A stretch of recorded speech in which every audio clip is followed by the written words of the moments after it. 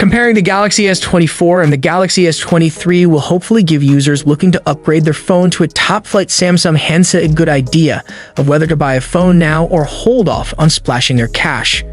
With the Samsung Galaxy S24's key features thoroughly leaked already, such as an eye focus feature set and upgrades to the display, we reckon we have a good idea of what the new phone's strengths are going to be. But perhaps those strengths won't sell you on the new phone, and the tipped lack of upgrades in other areas don't appeal to you either. In that case, the Galaxy S23 is a good phone you can easily buy this minute, with strong photography, battery, and display stats.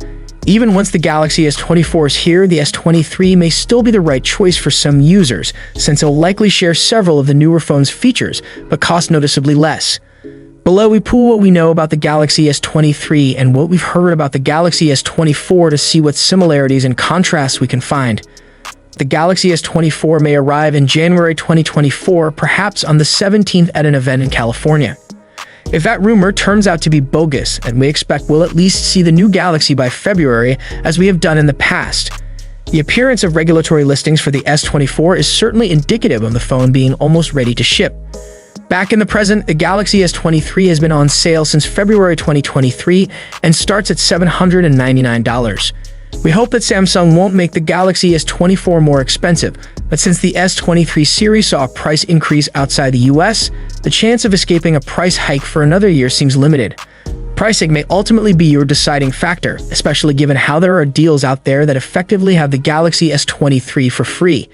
It looks like the Galaxy S24 and Galaxy S23 will share the same basic design with a flat display, rounded sides, and 3 cameras embedded separately in the back.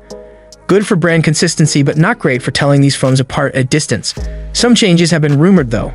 The S24 series could come with titanium side rails instead of plain old aluminum, but this may only apply to the Ultra model rather than the Basic or Plus models. Speaking of which, the Galaxy S24 Plus model could measure a bit larger than the S23 Plus at 6.65 inches instead of 6.6 inches. At least the available colors will help split the Galaxy S24 and Galaxy S23 apart. The alleged S24 color options will be black, gray, violet, or yellow. The S23's basic colors are green, black, cream, and lavender. We're hoping to see big changes to the Galaxy S24's display that'll make it even better than the S23 already is. One tipped improvement is the use of an LTPO display just like the Galaxy S23 Ultra has, allowing the dynamic lowering of the screen's refresh rate for greater power efficiency while keeping the screen at full 120Hz smoothness when needed. Brightness is another area where Samsung apparently has upgrades in store. One source has claimed that the Galaxy S24 Plus could have a 2500 nit display, a big leap from the S23, which was rated for 1750 nits by Samsung, although we measured its peak at 1448 nits in our own testing. To top things off, the Galaxy S24 may get narrower bezels around its screen, giving the user more usable display even if the phone stays the same size as the S23. Photography upgrades don't seem to have been a priority for Samsung when making the Galaxy S24, as we're hearing the same 50MP main camera and same 12MP selfie camera as the Galaxy S23 will appear on the S24. Maybe there will be upgrades for the 12MP ultra-wide or 10MP 3x telephoto camera, but we feel like Samsung will leave these sensors alone with all the interesting changes seemingly reserved for the Ultra. That's not to say there will be no camera differences between these two phones. Samsung may have some camera processing changes to bring to the S24 series that will still give it an edge over the S23, even with near or totally identical hardware. Despite the lack of hardware upgrades to the camera, Samsung could very well be leaning to artificial intelligence to boost the camera experience with the Galaxy S24. The company has already teased its generative AI model called Samsung GAS, which could boost the photo and editing abilities of the Galaxy S24 to the next level. At the heart of the Galaxy S24 series should be a Snapdragon 8 Gen 3 chip or an Exynos 2400 depending on region.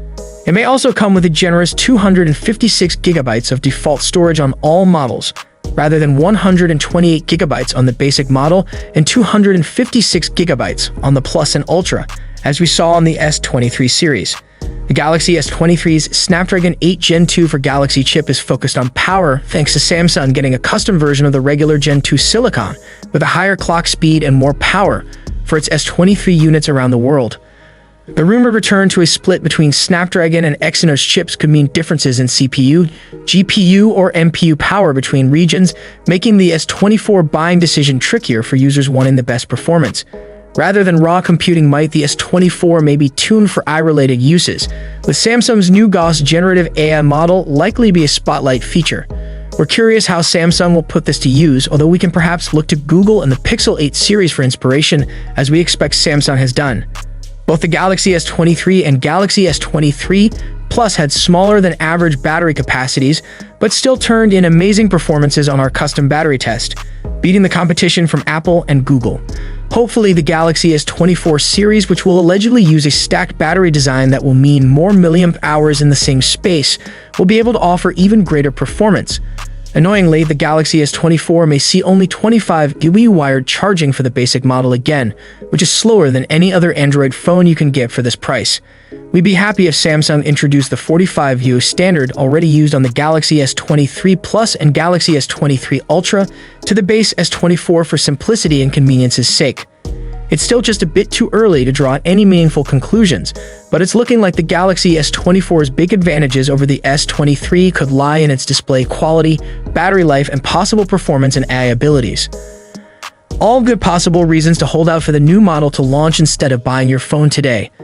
An apparent lack of changes to the camera or the design could mean the S24 isn't likely to be worth trading in your S23 for. But even if you're coming from an older phone, there may not be any good reason to go for the older S23 over the new S24 unless you find a particularly attractive price for Samsung's outgoing flagship phone. Finally, what are your thoughts about it? Do let us know in the comment section. Hope you liked and subscribed to this channel. I will see you in next one.